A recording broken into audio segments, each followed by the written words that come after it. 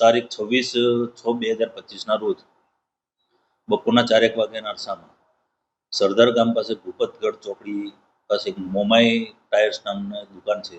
તે દુકાન મયુરભાઈ વસોયાની હોય ત્યાં આગળ આ કામના આરોપીઓ ટાયર લેવા ગયેલા અને ટાયરમાં ચેન્જ કરવા માટે સિકંદર જુમાભાઈ શાંત તથા તેનો દીકરો અરશદ આ વેપારી સાથે ટાયર બાબતે બોલાચાલી ઝઘડો થતા ઉગ્ર સ્વરૂપ લેતા મારામારી કરેલી, જે બાબતે આજીડેમ પોલીસ સ્ટેશનમાં ભારતીય ન્યાય સંહિતાની કલમ 115, 351, 352, 54 તથા બીપીએક 135 મુજબ ગુનો દાખલ કરવામાં આવેલો હતો.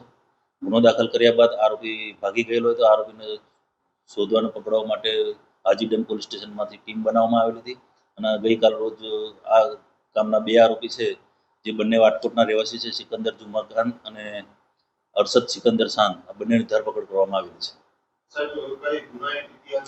હાલ ધરપકડ કરવામાં આવેલી છે તો એનો ઈ ગુજકોપ તેમજ જૂના રેકોર્ડ જોઈ અને તપાસ ચાલુ છે, તો તપાસના કામે ગુનાહિત ઇતિહાસ હશે તો એ ચકાસવામાં આવશે.